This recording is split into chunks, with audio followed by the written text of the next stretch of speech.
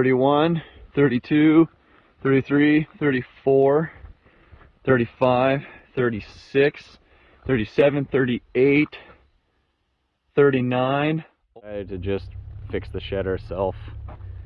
And we got spindles for railing outside, plywood, and a bunch of materials for doing railings and our sewer tank building. But oh, we've been here a lot. Well, welcome back to 80 acres. And today, well, tonight and tomorrow, we are taking all the shingles. We're going to completely tear off the shingles from this whole roof that got hit by the trees during the storm. We're going to replace the broken boards here and basically just do all new ice and water. So we have holes all over. We got there, we got stab marks here, here. So even though, right, like there's so many spots when you really start looking where the trees all landed, where we just don't know how bad it really is. So the plan right now is we're gonna just do the whole roof. Our logic is if we're going through all the effort, we might as well just strip the whole thing back and then just do new ice and water, new shingles, just do the whole thing, one shebang. So that's the plan, but we gotta start ripping it apart by myself to start. Tegan's coming after work right now, and tomorrow morning my dad's gonna come and give us a hand. Hopefully we can get this hammered out. Weather could be better. It's kind of rainy, stormy. It's misting on me right now as we speak, but no downtime. Got to get it. Oh. We're about an hour and a half in, and I got the shingles off of half. Now I'll start on the other half. So trailer's starting to fill up, but there's a million billion trillion screws out here, and Tegan really doesn't want me to get any of them on the ground, which I had to text her and say is impossible. Like, there's no way to not have a bunch of them fly out, because even when you're using the shovel and you're prying, they go flying, and not happening. So I'm just trying to strip her down. I'm actually leaning towards just leaving the ice and water on, because it's like super glued down to the wood. So we might just cut out what we have to where it's broken and then just lay another layer right on top of it. Then it would probably be like extra protected. Like usually you just do the ice and water around your edges and valleys and stuff like that. Every roof that we do the entire thing with ice and water. Same thing we did on the house. We did the whole thing with this extra protection. So in that way, probably we would have been okay not doing all the shingles because we have that whole extra layer of protection, but didn't want to risk it. So this is the south side. That's the north side. Didn't start with the north side for any particular reason, just did. Turns out the south side, you know, all these trees are here. It has cooked the shingles on way more than the north side. The north side, there's almost nothing for glue stuck on, or tar or whatever, to the ice and water. Here, every strip is like actually glued down, so it's way harder to get off. The first side took me a little over an hour. Second side here took me like 2 hours, like double the amount of time. But I got like you can just see all this stuff, like the shadow of the shingles, and just the extra amount that I had to scrape. All these nails still got to come out tomorrow when I'm done for tonight. It's 8:30 and the mosquitoes are chewing me alive, and it keeps raining. It's pretty miserable.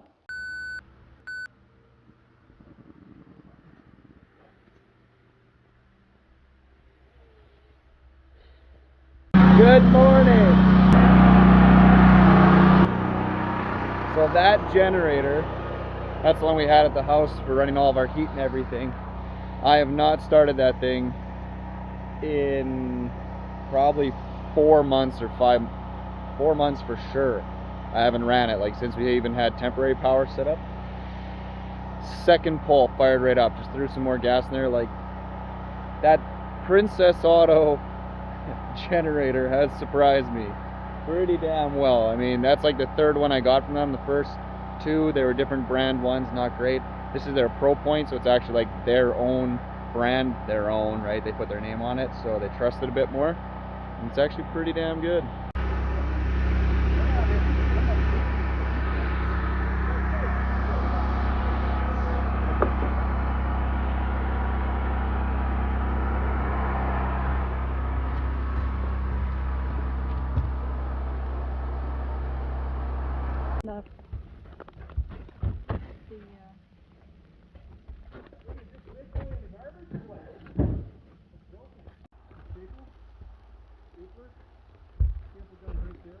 Yeah, we'll just shoot some staples in the edges, because then that way it'll hold the ice and water down, just so it doesn't move around on us, because we're gonna have to walk kind of around it anyway. Cheating today. Onto one roof, onto the next roof up top. Getting there. Went with brown instead of gray this time, but getting our system going here. Dad's down there cutting, Wayne's up here laying with me. Tegan's just rover, doing anything needed. Started at 7:30. It is now 12:30 and we are done. All done. Totally finished up. Everything went pretty smooth. Everyone had their jobs, and the best was we ended up, because we kept fighting the hose, so my dad was just at the top of the roof basically hanging onto the hose for me, keeping me from getting tangled up. Tegan would lay him in front, get the one end good, I'd get the other end, hammer him in. The only thing that fought us was we tried the technique where you just hang the shingle off the end, chalk line it, and cut it. That's such a pain. We ended up, it's pretty butchered, but whatever, it'll work. We made sure we did it on the backside so no one would see it, unless you, again, like everything, tell the world about it. There we go. No more leaks, no more holes. Now, as long as these stupid trees don't fall on here, just look at them, like those ones are still down. Like there's still so many around here that we just haven't taken out. Probably this one we're gonna get rid of too, just, you know, preventative. Maybe these poplars or something, but I mean, it's always nice and pretty when you build around the trees, but trees fall. That's why our house over there has no trees, right, Tegan? Yeah. It's just solid bedrock. Bedrock doesn't burn, bedrock doesn't fall over, bedrock doesn't move. Bedrock is a very safe bet for pretty much everything, as long as you're on the high side so it drains away from you. So Wayne was here yesterday. He got power run all the way to the boiler, and all of our solar stuff is now done, other than the inspector wants us to bury the line there to meet the code as if it's an underground line, which doesn't work at all because we're on solid bedrock. So they're asking for, I think Tegan was saying it's like 3 inches of sand, then wood on top of that, then more sand, then gravel or fill on that. Same as now where the boiler line's going to go. I was just going to start backfilling it, but now because we have power run, they want to see that all same thing. So I got to order a whole bunch of sand in to bury all this and then continue on. So more setbacks. Like Tegan was just saying, there's no codes for anything when it comes to building on rock. So basically they just tell us, what do you think? What do you think you should do? And then we go, well, I don't know. And they go, well, follow this code. And then the code doesn't make any sense. And then even when you ask them, like, well, what do you specifically want to see that you'll sign off on? They go, I don't know, follow the code. And then they just leave it open-ended. So I am rapidly losing faith in the way that any type of permitting system and inspectors operate, because it just, there's no logic to it at all.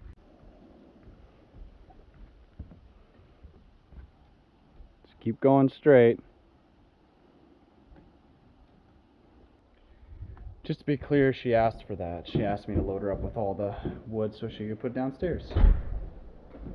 Don't ask. And I'm working on the chute again for the 50th time.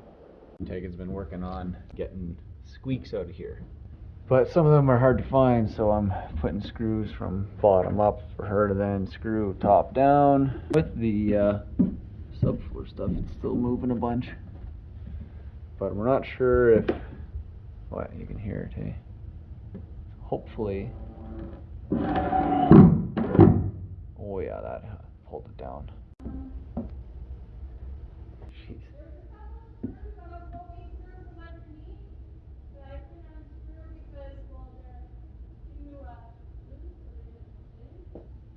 Where are those ones?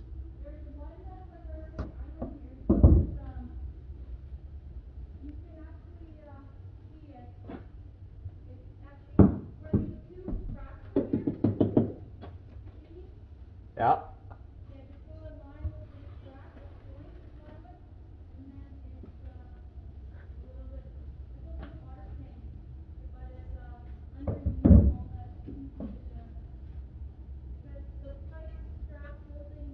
It's a screw coming down. Because there's one in the middle here. It looks like a sheeting screw that's just in the middle of nowhere. No, there's a screw that's poking up towards me, and it's holding towards that, and it's holding the propane line, I think. I don't know. Somewhere in here, she says there's... Okay, there's two there. There's two nails. Yeah, I can take them out. Both? I don't know which one it is. Is it basically right in line with your screw going from like the south side of the house to the north side of the house, or is it... Okay, is it closer to the... Okay, is it closer to the fireplace by about 2 inches, or right in line with it? Okay, I'll hit that one out first. So on to filling in the line.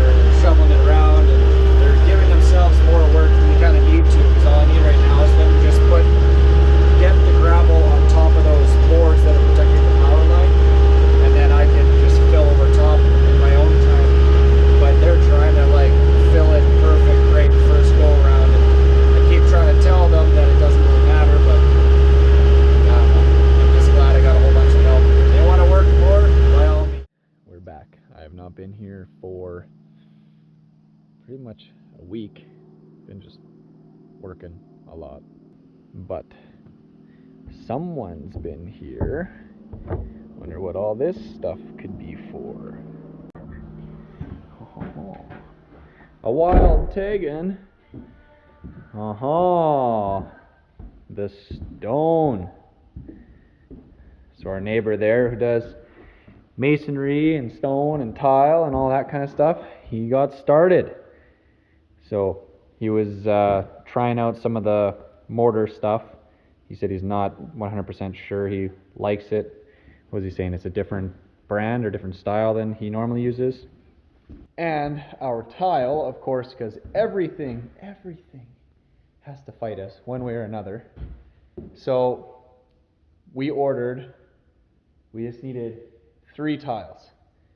And there were going to be 2 foot by 2 foot, which would mean we'd be 2 feet away from the fireplace, and we would be 6 feet wide, roughly. Trim them down, right?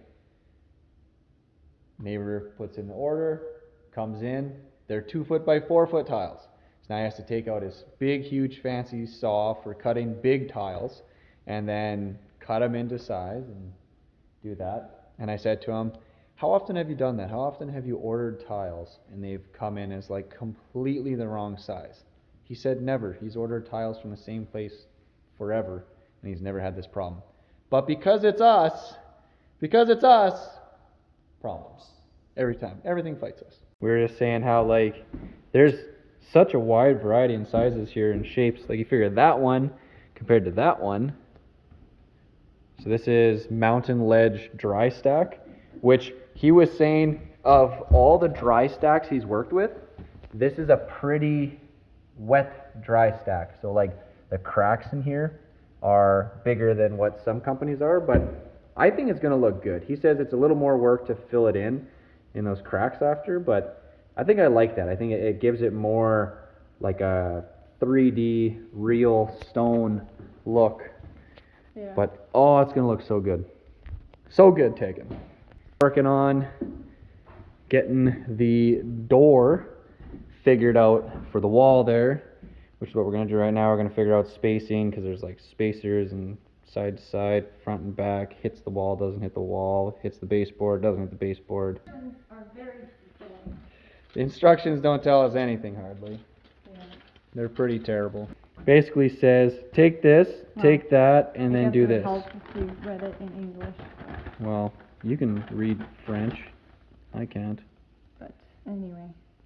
Yeah. So basically we have to figure that out. But barn door is going to go there. The door itself is done. This is the hardware, so getting there. Tegan's been absolutely kicking butt. So that's the filler piece. So it'll be like the same depth as the cupboard door, so that that'll work good. Even with that. Yeah, and then we'll just have to put in screws from the side. Yeah. And these are going to be difficult because there's. I know this is the only thing that I don't understand with IKEA. So this comes like this. It comes. You have to have a spacer here. There's no option to not, but then you have to fill it in, which then makes it really weird. So you would think that they would just have a piece that would go with that. We might. Since don't have the counters or anything installed, we could easily take this off, move it over this way because we have the room, and screw it from the back with clamps, and then. Well, yeah, because they have a piece here that's there, but then this goes on. Like it just, I don't know. It doesn't make sense. What else did you get done, Tegan? Ta-da! Look at that. The the doors are on.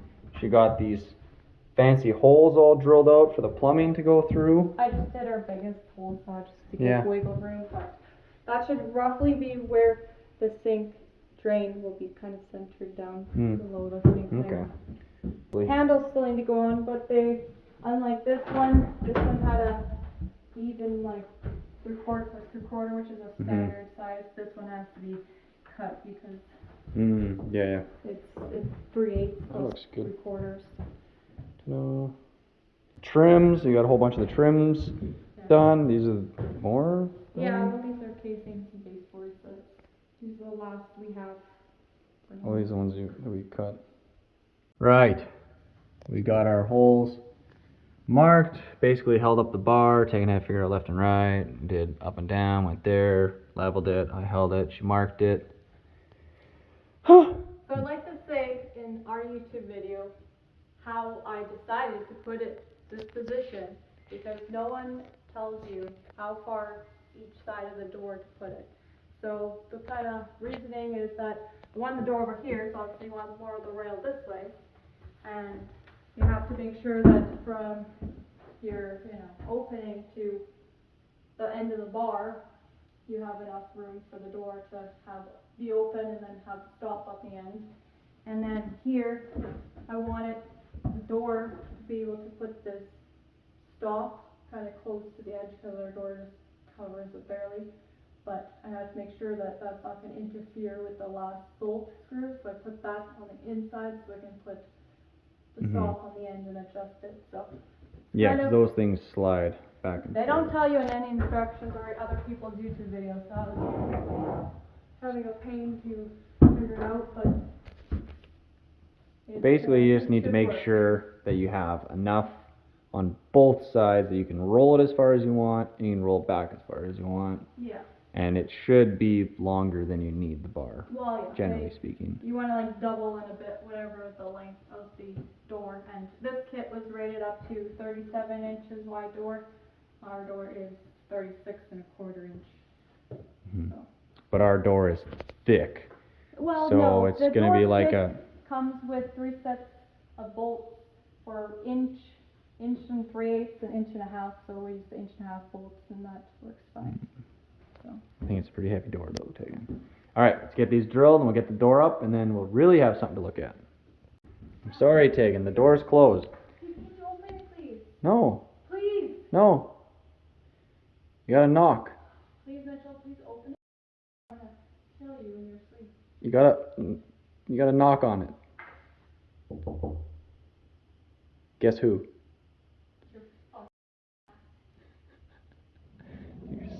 You're so violent. I think it looks good. We got the stop, I think, where it needs to be.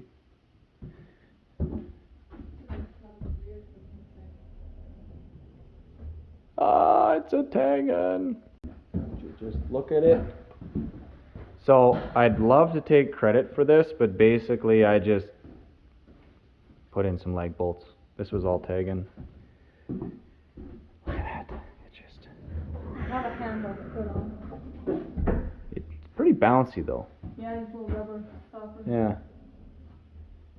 But so I mean, and that's the thing. Like I've seen before where people have barn doors on their bedroom, and it's super dumb because it doesn't close really. There's always, like, you're always gonna have a gap and stuff. Some sound is getting through and whatever. But honestly, for this, being that this is just to hide our junk in the room, right? It's so then that way this is the laundry room or mud room or both, whatever you want to call it. This just goes right out of the way.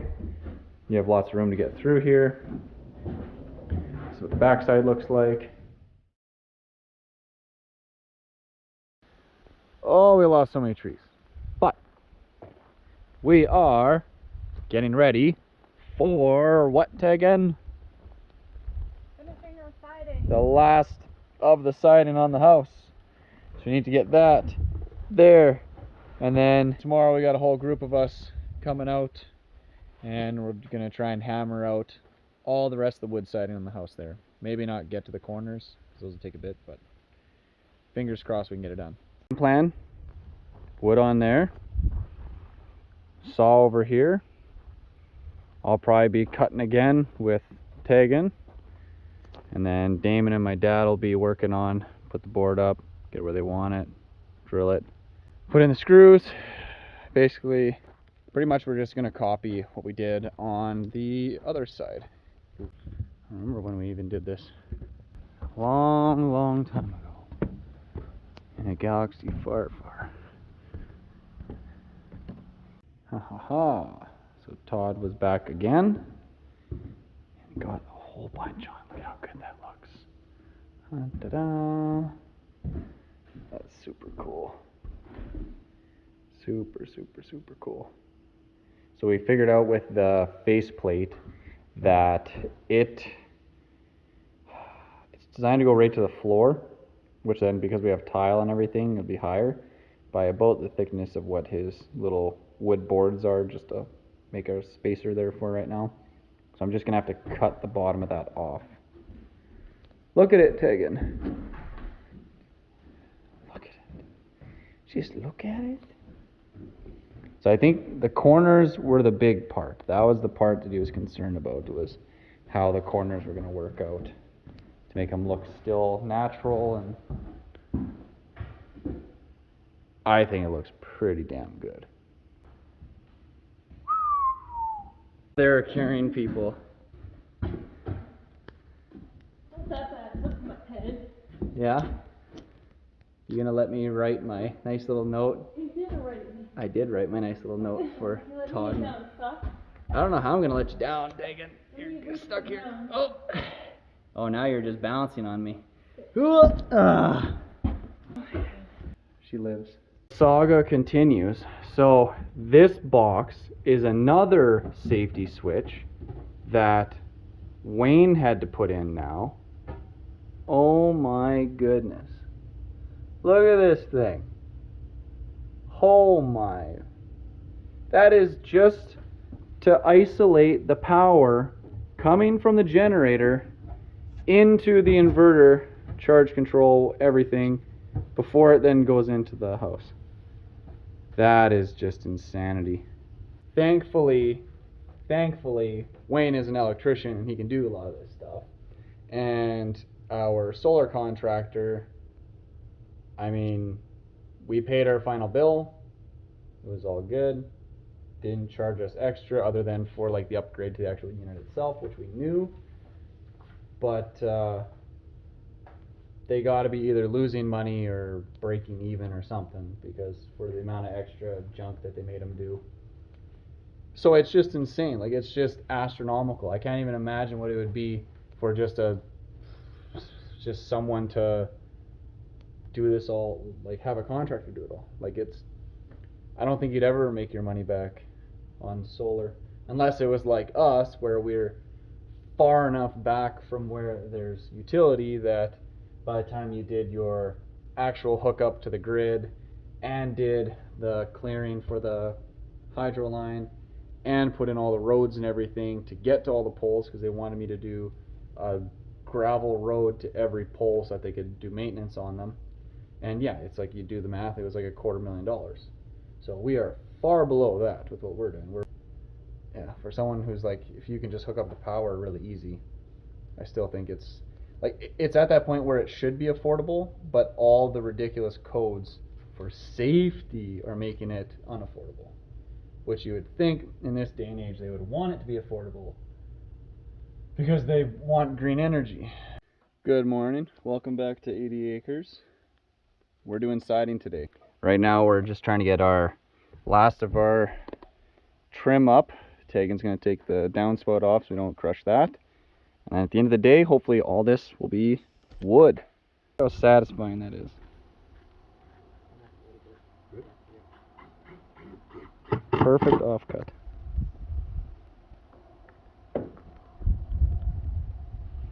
So we figured out it was the wrong saw. Can't use ours, had to use a sliding saw. So once we figure that out, now it's going pretty quick. And we 110% thought that Damon helped with the siding on the other half of the house, which is why we asked if he could come help here. And then he got here today and he's like, I've literally never done this before. And Tegan and my dad and I were all like, nah, Damon's been here before.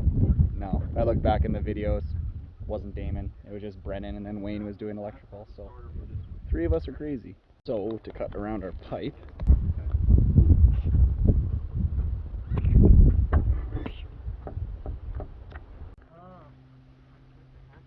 getting there. A few more.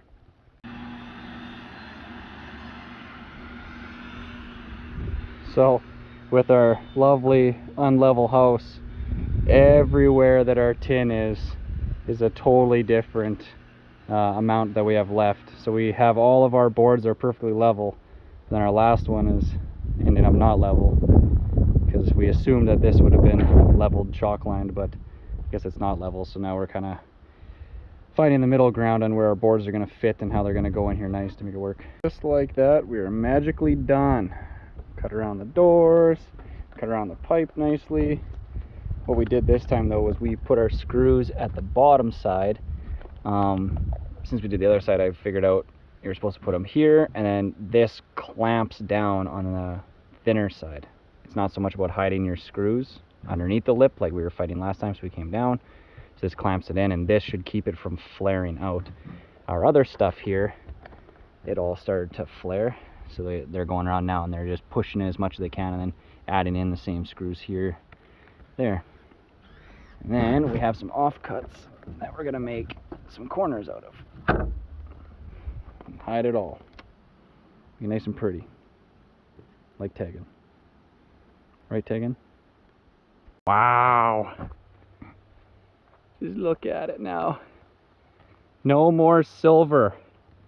We no longer signal the aliens with our tinfoil house. Boom. Look at that. It almost looks taller now. Now that you have all those boards there, it just makes the whole thing look bigger for some reason. Weird how that works. But look at that. Oh, it looks so good. Those corners turned out really nice too. Finished it off nicely. Oh, there we go. All right, well, after a million days and nights, I finally finished the chute for the recycling. So, wasn't terribly difficult, just it was one of those things that we just did it like the odd night when I would get off work. And there was a few times where I had worked on it and then I came the next day and I had no memory of what I had done here because I was so tired the day before. Kind of like the doorknobs, I didn't even notice for like, well, I guess I saw that they were up, commented on them, completely forgot about them, and then I was surprised when I saw them the next time because I was just asleep. Taking just touching up the edges of the tin there so it's not so sharp. And now we'll do the handle on the door, I guess. Your hair looks totally fine for me to take pictures of you in front of your fancy door. What pose are you going to do? That's your pose? I think that's a little cheesy. Need a better pose than that. No. Now it looks like you're just raging over the door. You have to be exciting. Excitement, Tegan, excitement. There you go. There's ice cold victories. Thank goodness we have this fridge down here. It's so hot today. It's like 28 or 29 Celsius. And then tons of humidity though. Like I don't even know what it's at, but we were just dripping. I wore this free shirt I had won. It's a wick away, so the breeze was helping me today, but the rest of them they were pretty hot today. All right, so the siding is done. The garbage chute or recycling chute is done. So now we're back in the tractor. Tegan's doing some cleanups. She might go pick some lumber tonight that we need. And I am gonna be filling in around the sewer tank more. That is gonna do it for now here at 80 acres. We got a whole bunch of stuff done today and over the last month or so. It's been a little slower, but we're really pushing hard on the weekends here to try and get, well, on Saturdays, basically our only free day that we have now. But we got, this is more or less shaped how we want it. I got a little swale in here, trench, ditch, whatever you want to call it, so that that is tapered from there down to here to drain. And kind of decided just cover up the pipe up to that point. That's going to be left as a low spot there to let the water run around so it doesn't go into the foundation of the house. And yeah, I filled in all kinds of gravel back in here, so I still have quite a bit though. So I still need to fill along the whole side of the tank here, so another whatever that is, 4 feet down to 2 feet, and then probably 6 feet out or so. But this kind of slopes away here. So the goal is now, a lot of times you just really have no idea how things are going to work till you start dumping material in and then playing with it. So in this case, we're thinking now we're going to leave this low spot through here and then leave that as a ditch to run out that way, and then we'll make it go around So it'll be a big, long ditch type deal. But it's all in an effort to keep the tank from having too much water underneath it and having it heave and having water go into the house. Tegan's just wrapping up on some cabinet handles in there. Yeah, as always, thanks for watching. Like, subscribe, comment, and we'll see you next time.